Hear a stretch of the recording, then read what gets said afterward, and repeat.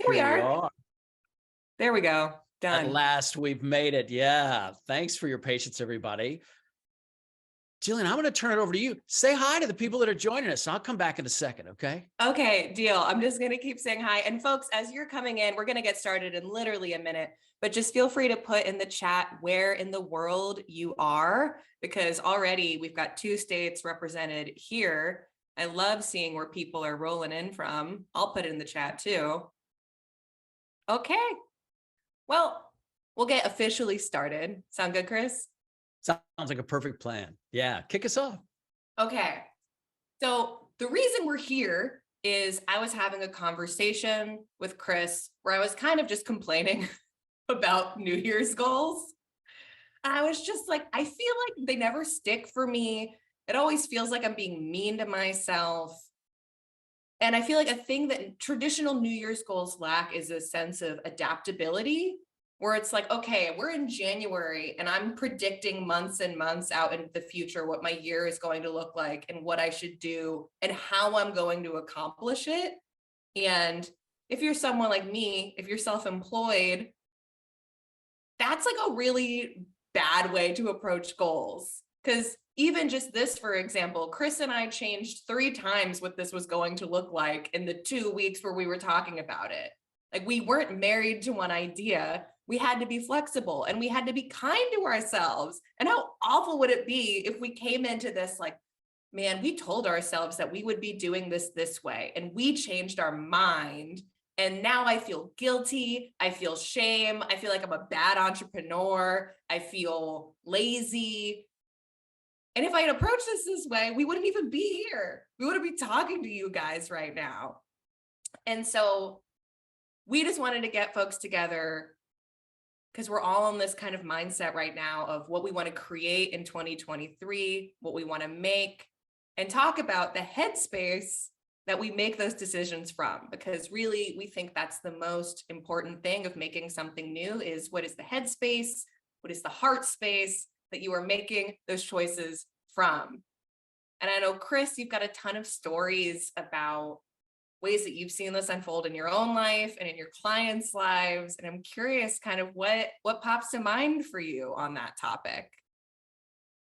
Well, haven't we all been in the webinar where somebody comes on the screen and says, here's the 6 steps you need to do. And they line out the 6 steps and you forget 2 of them, but there's 4 of them. You remember, you try 2 of the 4 and one of them doesn't work. And so you go, yeah, I don't know. The math doesn't really work for me. This isn't really creating change for me. And one of the things that I've discovered in doing a lot of these kinds of conversations is that there's got to be more than just tips and techniques if we're going to create real and lasting change. If we're going to create a new year that is newly fulfilling, that really produces new results. Because if we're going to produce new results, it's not just about learning something new. It's about showing up in a new way. And one of the things that I've discovered in doing a lot of these kinds of conversations, presentations and stuff, is that if I say it, but you don't see it, it doesn't exist.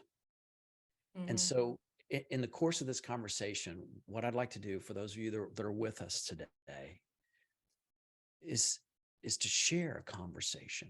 So that's what I might have a PowerPoint later, but I don't plan on it.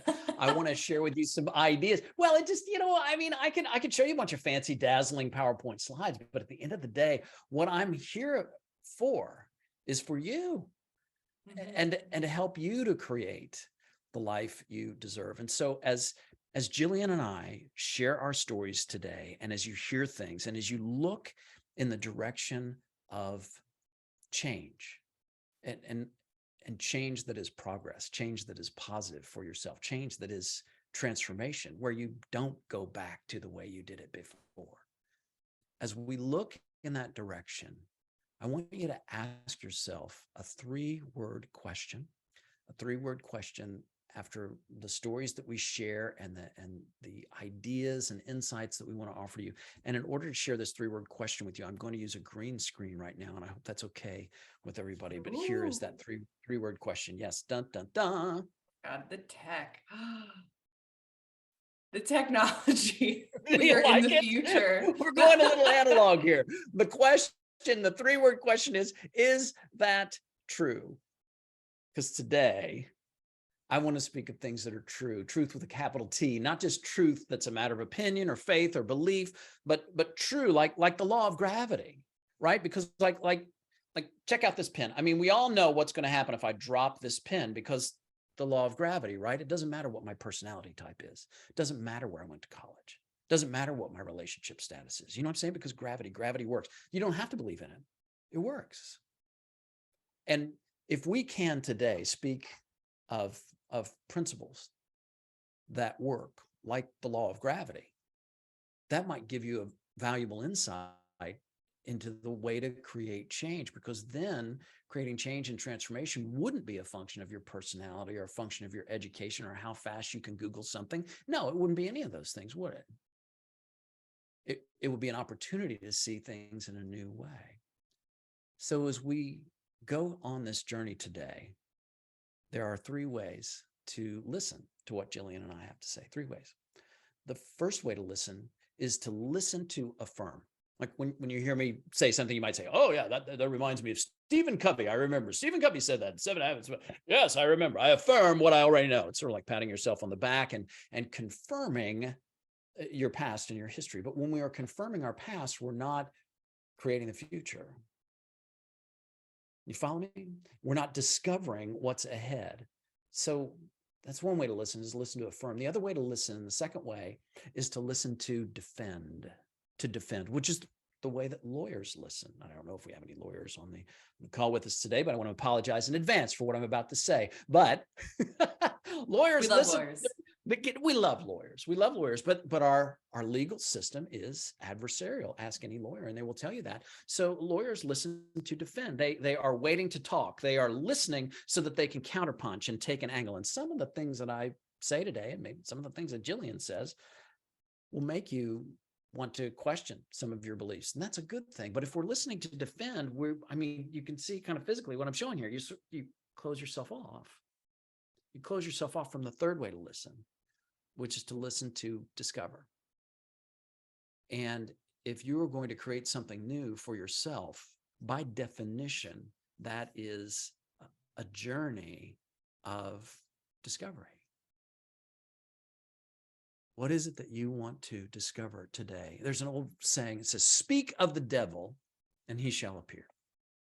You heard that one before? I'm not saying we're going to conjure the devil today, but I'm saying let's. I know. Were you hoping for that? I'm here for the satanic ritual and nothing else. That's right. The satanic ritual webinar is actually next Thursday. Oh, okay. I had my red candle and everything. Exactly. When we say speak of the devil, what that really means is speak of the thing that you wish to appear. Let's speak of discovery.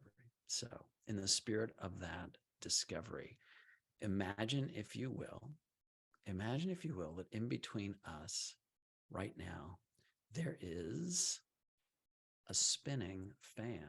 Oh, I just happen to have one here. Can you see this on the screen? Oh, I see it. I see it. You see this?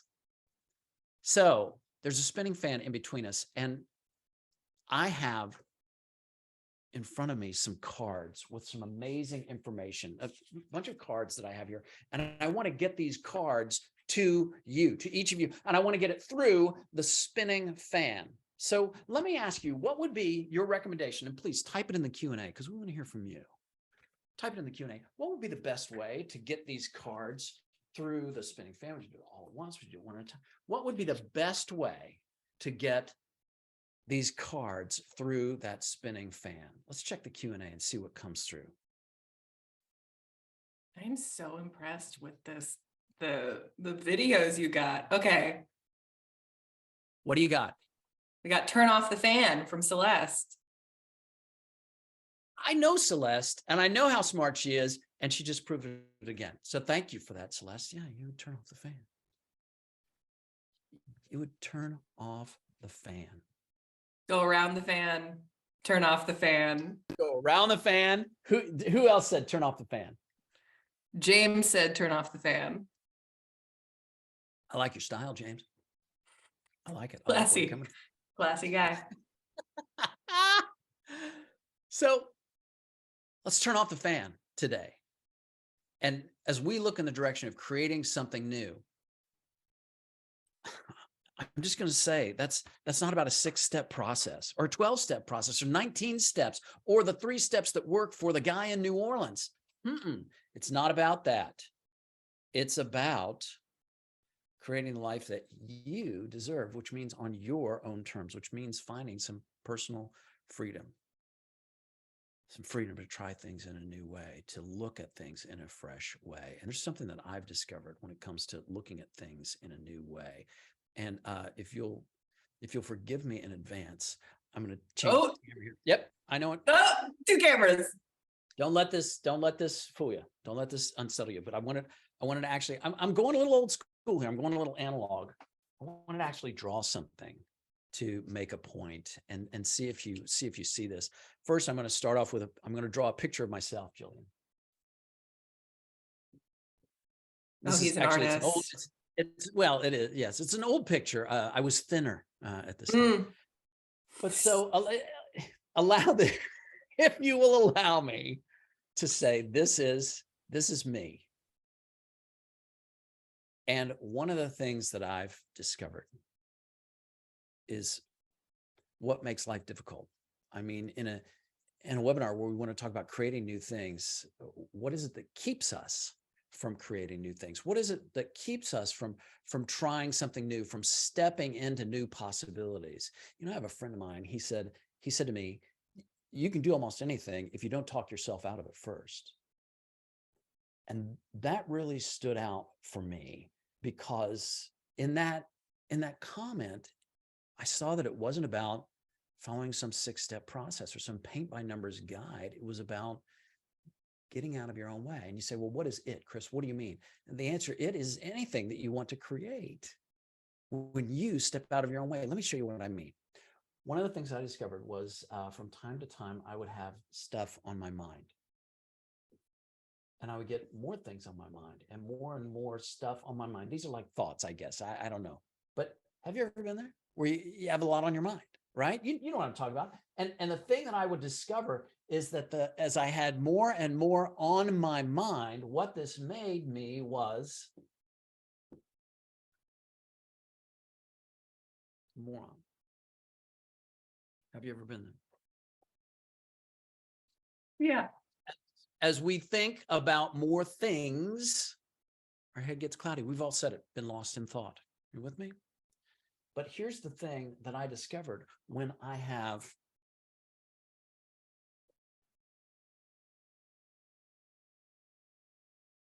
less on my mind, there's a lesson.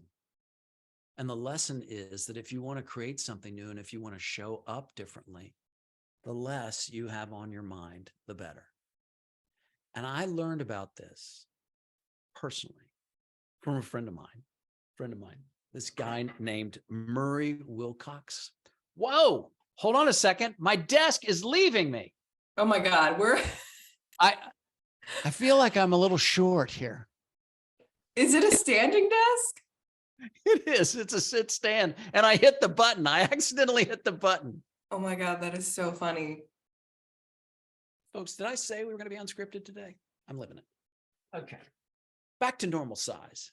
I have a friend of mine that I want to tell you about, a guy named Murray Wilcox. Murray Wilcox. This guy is from Cape Town, South Africa. And Murray Wilcox is an extreme surfer. This guy surfs waves that are 15, 20, 25 feet high, which to me is just fascinating. I'm from the Midwest, so anything dealing with the ocean is absolutely fascinating. And Murray is an amazing dude who surfs these gigantic waves. And he grew up in Cape Town. He grew up around the water. He grew up around these giant waves. And I was very curious when I met him about what his mindset was as he was at the top of a 20-foot wave. I mean, a 10-foot wave can weigh as much as 400 tons, right? And so I did some research into that because I was like, well, how dangerous is it if you're at the top of one of these big waves? So 400 tons, which can crush even the most experienced surfer. It doesn't matter how much experience you have. That's literally a matter of life and death. Mm-hmm. So I said to Murray Wilcox, so you're Murray, okay. you're at the top of a 15 to 20-foot wave. What's going through your mind? What are you thinking? Are you thinking, I'm going to go right, right, left, left, left? Are you thinking about, the fall that you took last week? Are you thinking about something that maybe your coach said to you? I mean, what is it that is going through your mind? What is it what is it that you're thinking of? And I would be curious, folks who are with us, if you would put your answers in the Q&A. What do you think Murray Wilcox said? What do you think Murray Wilcox said at the top of the wave? What's on his mind?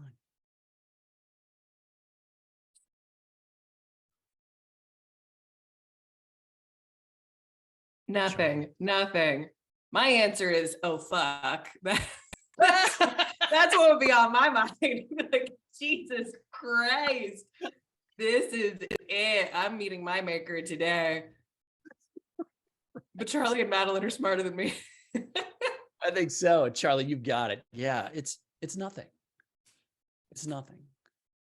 And one of the things that I've discovered in working with elite athletes like Murray and the other folks that I've had just the good fortune to coach is that when we are at our best is when we are focused and relaxed.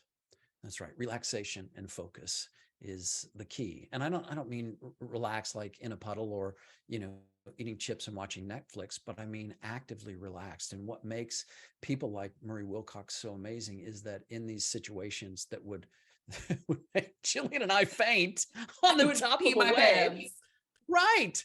Exactly. He finds calm in the middle of the storm. And the thing that I know is that place of ease, even in the midst of difficulty, always exists. And let me throw up my green screen again. Is that true? Give me a moment. I want to take a minute to see if I can put some proof behind that. In this conversation right now, and this is a Q&A question for you if you want to participate and jump in. In this conversation right now, how many possibilities exist? How many possibilities exist? I mean, of things that Jillian and I could talk about, things that we could say, things that you could type into the chat. How many possibilities exist right now in this conversation? What do you say? How many possibilities exist? Let me give you some examples. Justin Bieber, avocados, street signs, Florida.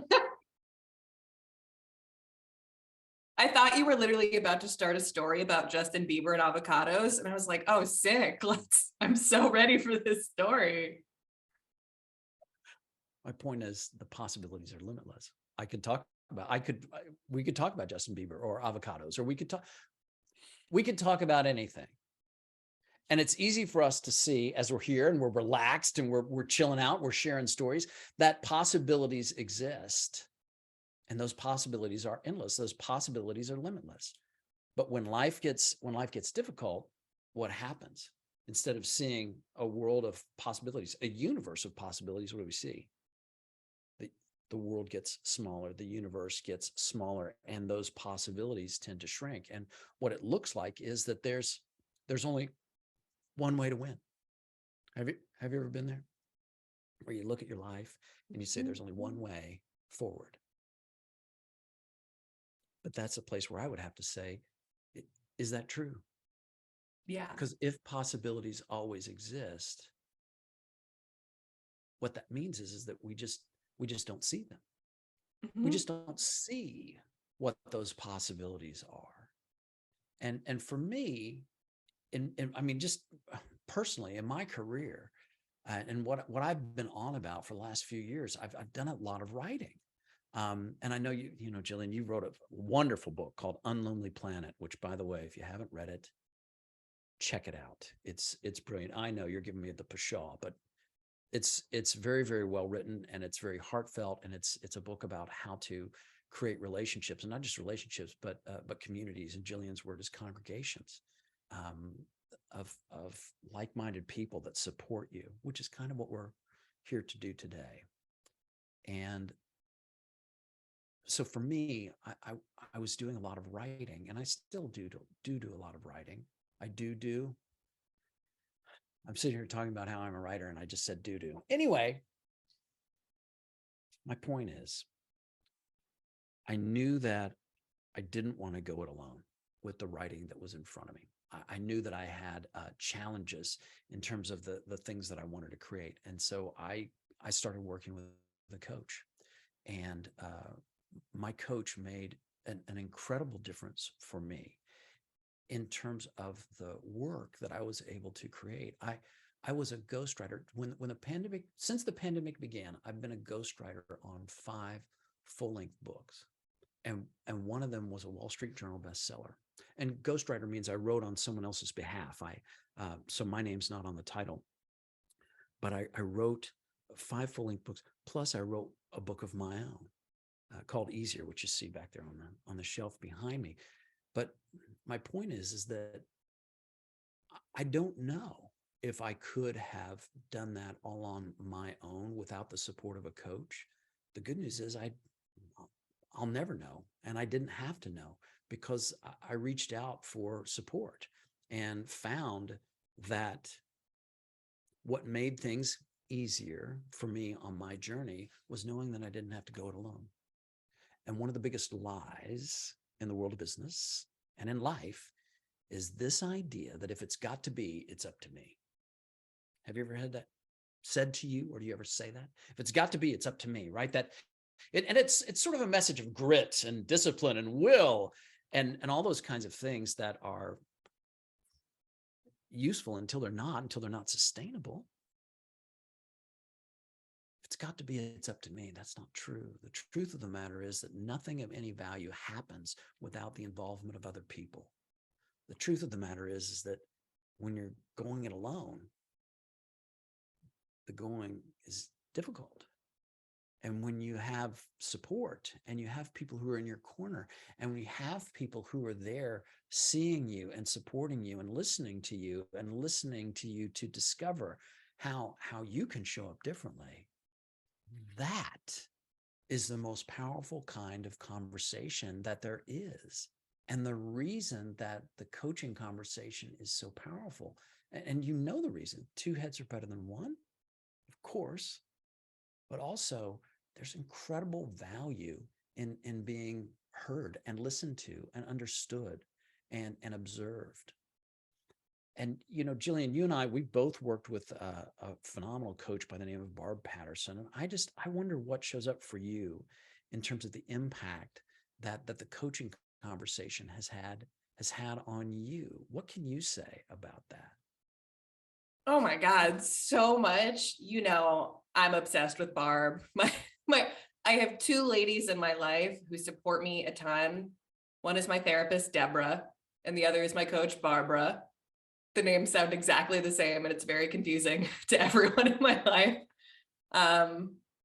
But a comment friends give me a lot is like, I can't believe how much support you have. Like, wow, like some issue is going on in my life, and I know I cannot trust what's going on in my own brain in this moment. Like, if I'm feeling particularly upset, if I'm feeling annoyed, if I'm feeling any sort of charged emotion, I need to look outside of my own brain and get the perspective of somebody else. And that literally just this week, I was having an issue with the person in my life where I was feeling a little bit of regret and was like, maybe I'd made the wrong choice in being this person's friend. Maybe I was being very extreme, like this kind of feeling of black or white. And also, as I'm talking, people in the chat, if you have any questions that you're thinking of or any thoughts that are just popping into your brain, please feel free, because we also want to make sure that we're answering questions and thoughts that are from you. But just how that thought to me sounded so real of, I should never have even become this person's friend. everything was a mistake. Like such an extreme statement. And to have someone like Barb, who's outside of myself, to say, what if that wasn't true? Like, again, such a coach question, but there's a reason why it's so good, is it's forcing us to question what is real. Maybe my first line of defense in my mind isn't the wisest, kindest version of me. And to be able to kind of get a little less quick and tight and constricted in my brain and go, maybe there's a possibility other than all of this was bad and all of this is wrong and I made the wrong choice and I didn't listen to my gut, that there's a softer way of looking at it.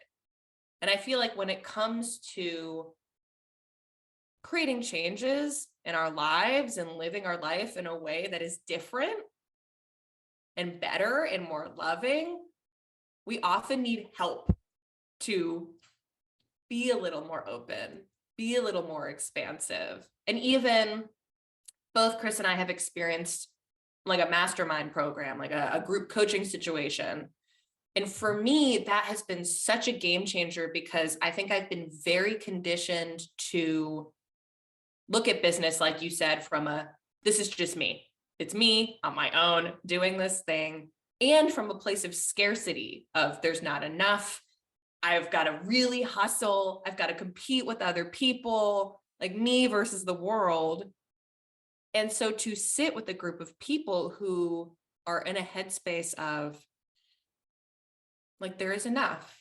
And I can operate my business from a place of trust. And I can live my life from a place of trust, of trusting myself, of taking a pause, reflecting, listening, not being so impulsive, just having a place to return to remember that has been so important for me because to use a term like first line of defense is, or my operating system is rushed and hurried and there's not enough. And I've seen the difference over time, having that space to return to consistently, to be like, like that's the feeling. It's like, I can drop this feeling of kind of crazed, manic thinking and just relax.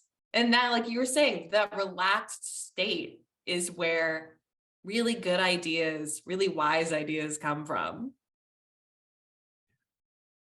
I can really relate to that because, for me, life has been about, in a lot of ways, fault finding, finding the variance and then pounding it down and trying to, smooth out my life and what's wrong. And, for many years, I looked at myself as an error that needed to be corrected.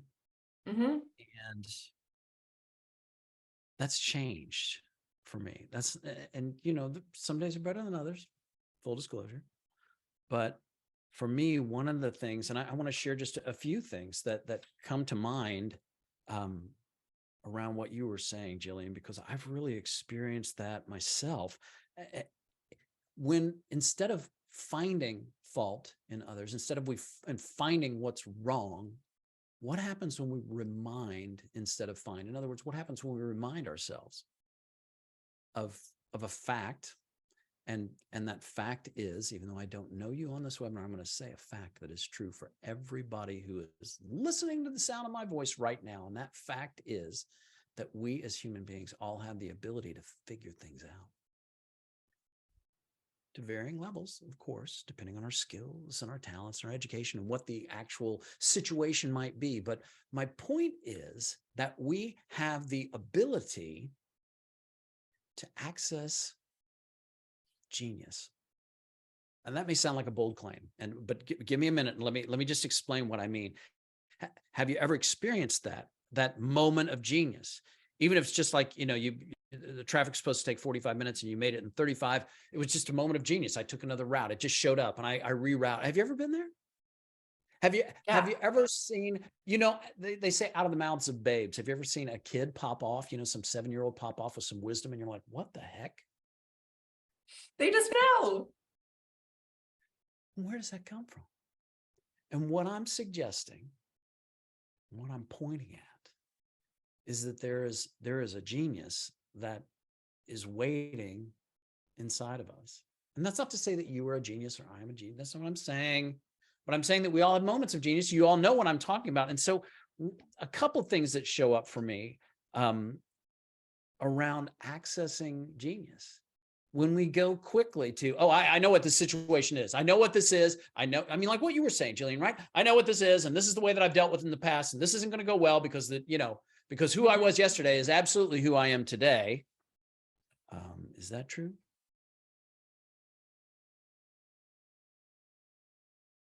I had a client say to me once, "That's just who I am." I said, "Who you are isn't fixed." And that's not me saying that. That's Psychology Today tells us that our personalities can change. And if it wasn't possible to change, if we were fixed and set, it would be impossible to overcome trauma.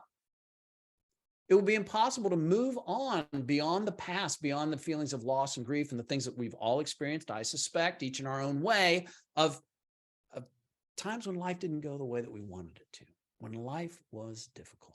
Life is difficult. But when life is difficult and when you're facing challenges, and if that's you, I want to share this card and a couple more, I think. First is a question to ask yourself in a situation, and it's this: what else could this mean? Another variation of it is, what else could this be? If you find yourself saying, I know what this is, I know how she's going to react, I know how he's going to respond when I say this, he's going to do that. Is that true?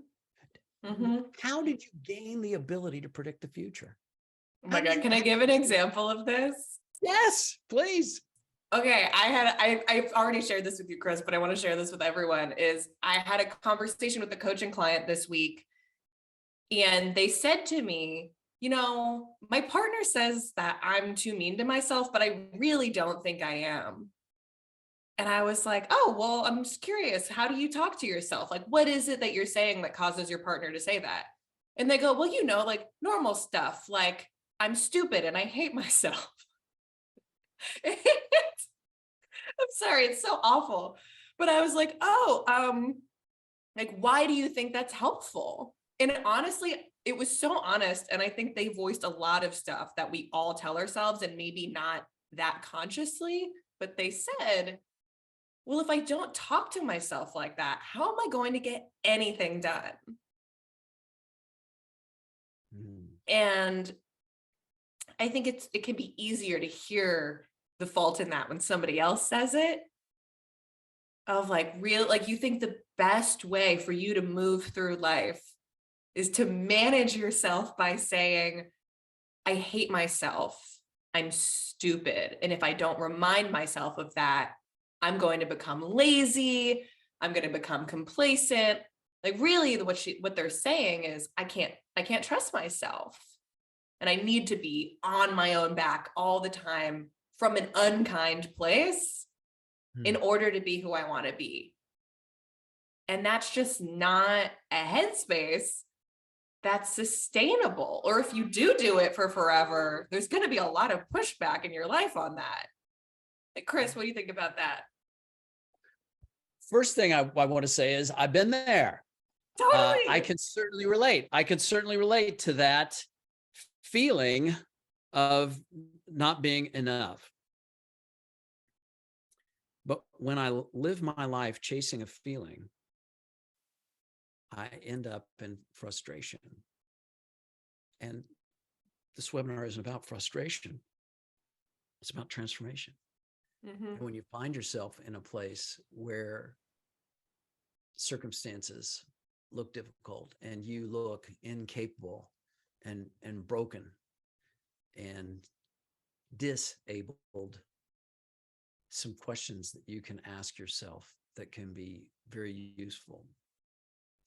And I'll share a personal story of how I came to realize what I'm about to share with everybody on the webinar. in the early days of COVID, the pandemic, I lost my dad. I lost my dad to COVID. And he tested positive on a Monday, and by Friday he was gone. 77 years old, and seemed to be in the prime of life.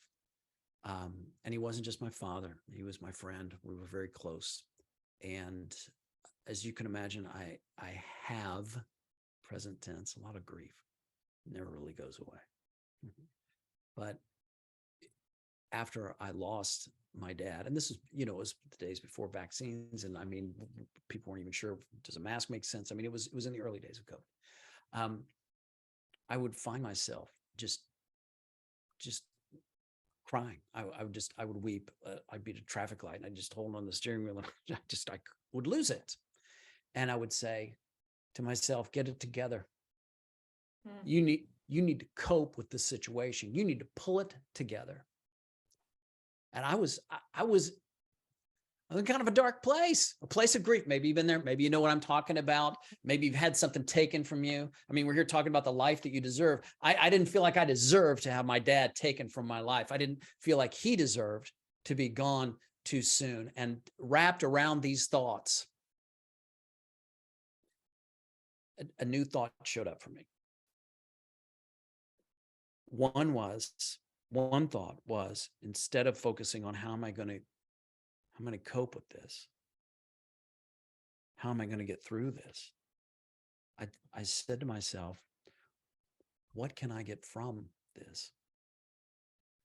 What can I get from this? And that question gave me a little bit of, I'm going to say agency. I don't want to say control, because grief isn't something that you control, but it gave me some agency. It gave me an opportunity to say, what I can get from this is the realization that if I were to make my tears go away, to stop this crying, to get it together, what I would have to do in order to get it together would be to deny the lifetime of love that I felt for my father.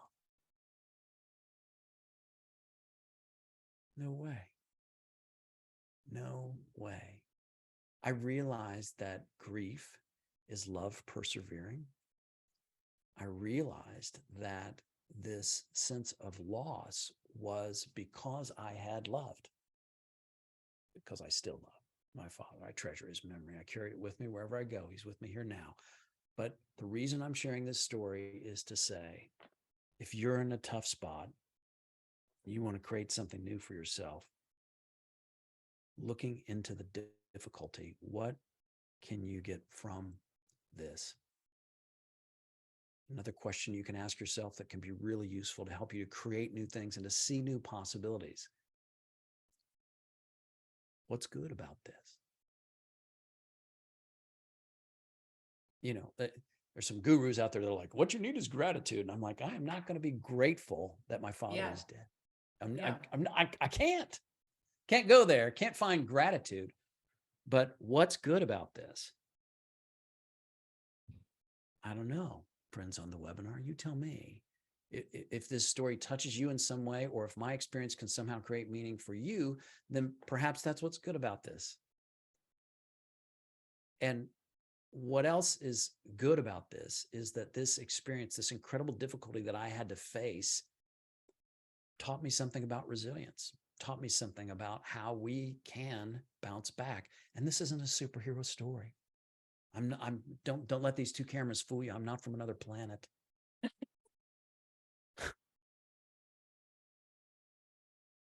And when you lose somebody, you face into your humanity. You have no choice.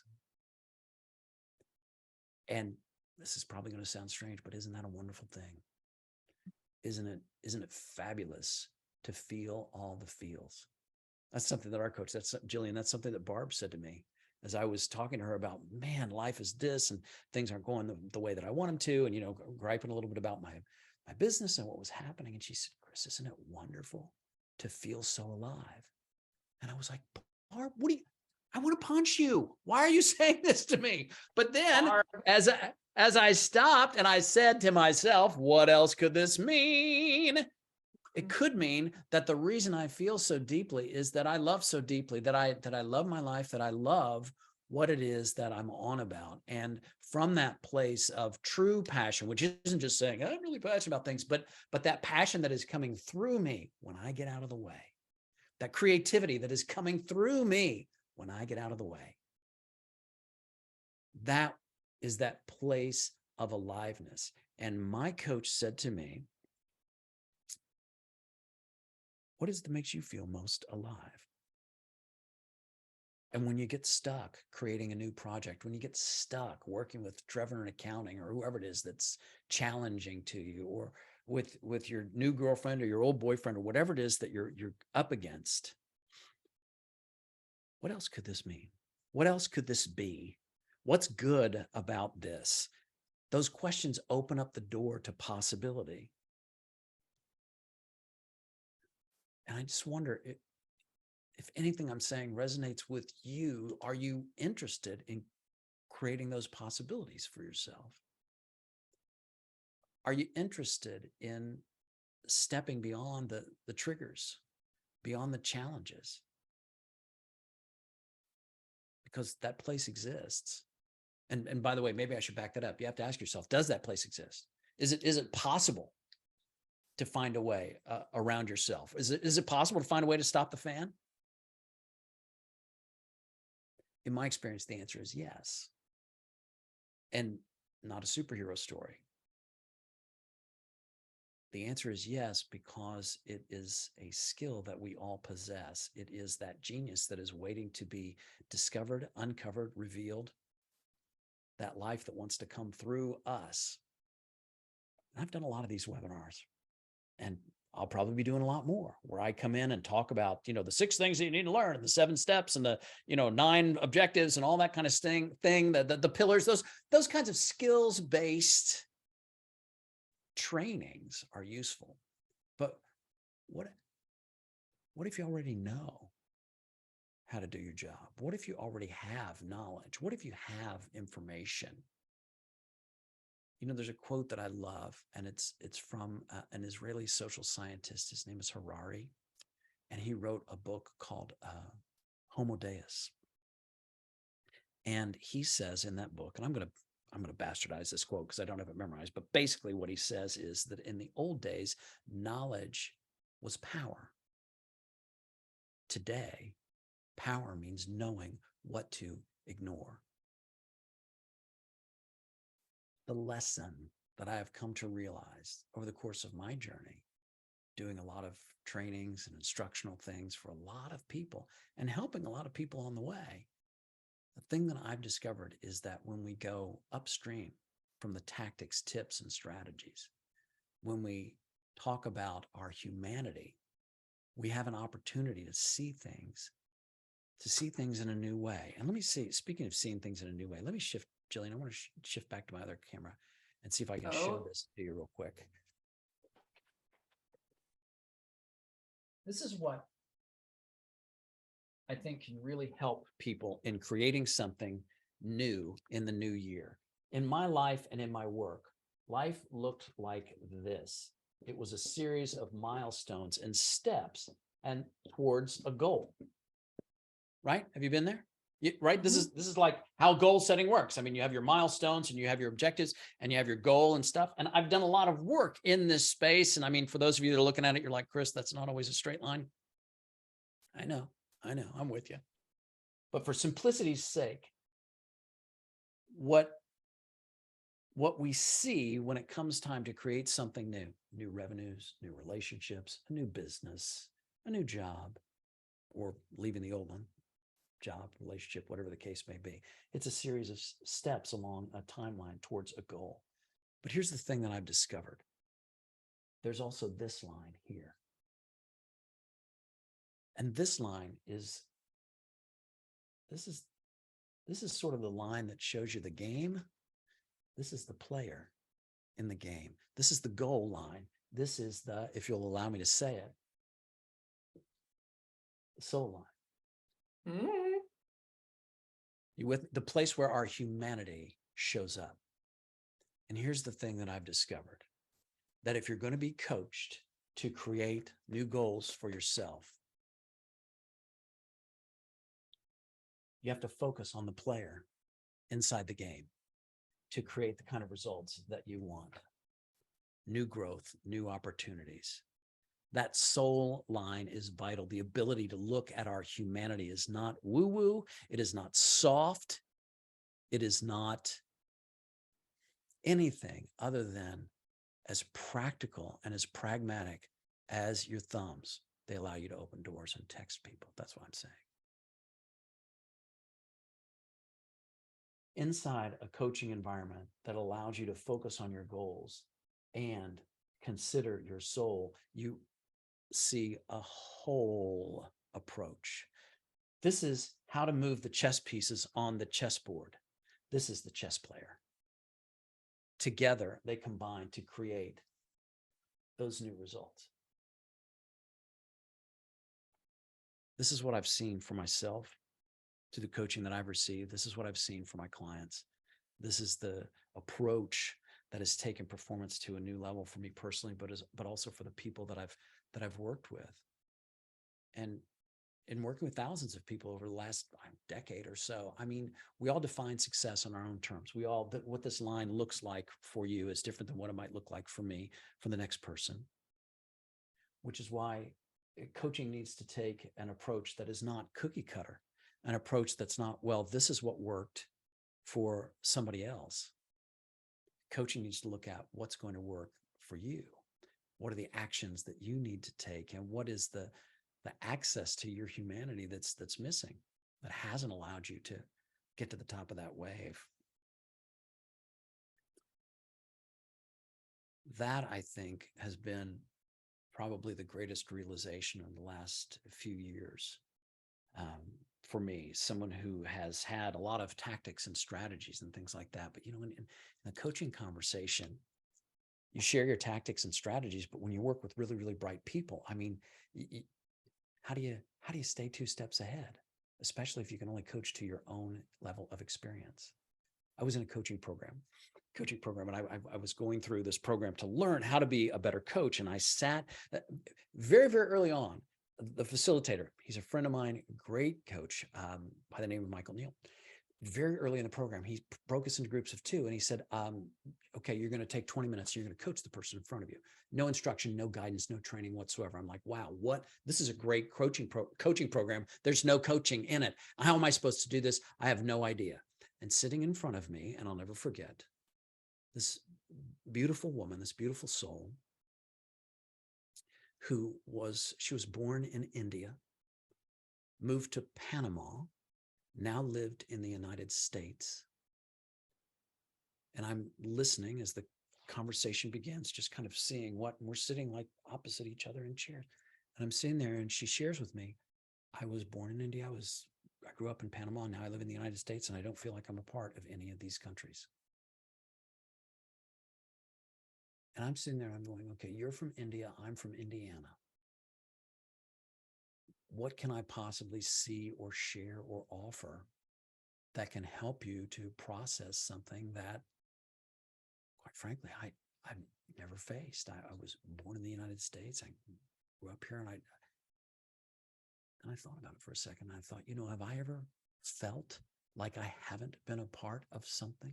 Have I ever wanted to be a part of something and wanted to step into an identity and it seemed elusive?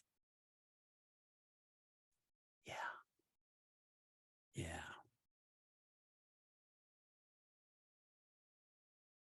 The point that I'm trying to make is that the coaching conversation allows us to see things in a new way. And when I say us, I'm talking about me and Jillian and you. See things about our humanity, see things about the way things work, see things that remind us that we are connected.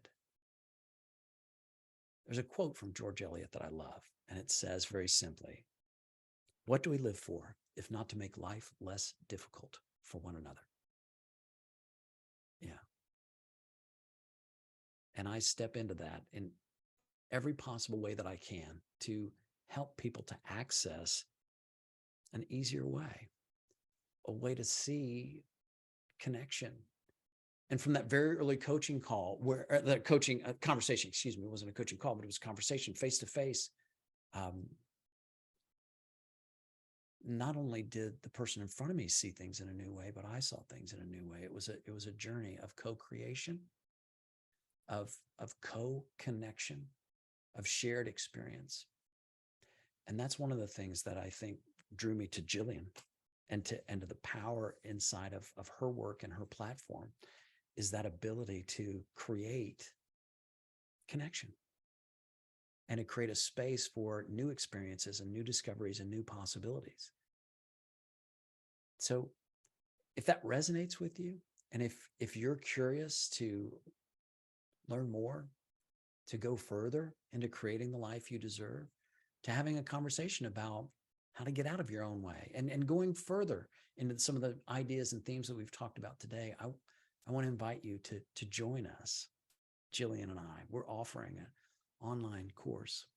It's called Creating the Life You Deserve. And it's a 90-day program where you're going to feel the kind of support that lets you know that you are seen, you are heard, and you don't have to go it alone. It's a place to explore possibilities, to go upstream so that the ideas and vision that you have for yourself can come forward, so that you can create things that haven't existed for you before. And that's what we're offering. And for those of you that are still with me, everyone who is on the webinar and who receives the recording, we will send you a link to this course so that you can find out more about it. We'll be starting in January. And again, it's 90 days. We're going to be having group coaching calls every couple of weeks. And Jillian and I will be sending out resources, audios, videos, blog posts, things for you to consider to help you on your journey, to help you to create that thing that hasn't shown up for you yet. Why wait? Why not make 2023 your year? Why not start it off with a group of like-minded individuals who are as focused on your success as you are? That space of co-creation can be really powerful. At least that's been what I've experienced. Jillian, I'm going to flip it back over to you to say whatever it is that I left out or that I should have said. And if you have any questions in the Q&A, I'm keeping an eye on it as well. Jillian, what are your thoughts? Yeah, I mean, one, I feel so moved by everything you say, Chris. I'm like, you were just such a good speaker. I'm like, I'm forgetting I'm here. I'm just like in it. Yeah, I think I'll just say that it's a space to return to remember what it's so easy to forget. That we're enough, that we can support each other, that we can trust ourselves. Just these lessons that our minds forget, that society teaches us we shouldn't trust ourselves, that we, like you're saying, we need 17 steps to a successful business instead of having a space to kind of get still and check in with ourselves and help other people check in with themselves and help other people maybe see what they're missing. Because we all have that gift. You don't have to be a coach to do that. We all inherently have that gift. And so we want to create that space so that even if by the end of, 90 days, you don't have $1 million business or you're not married to the love of your life or whatever it is that you're looking for, you're more skilled at checking in with yourself and trusting yourself or questioning your first thought that might not be the healthiest thought, but is the conditioned thought. Because there's a quote that says, like, wisdom is not believing your first thought, but creating a second thought. Like, you might have whatever that first thought is for the rest of your life. We're going to say, like, okay, is that true?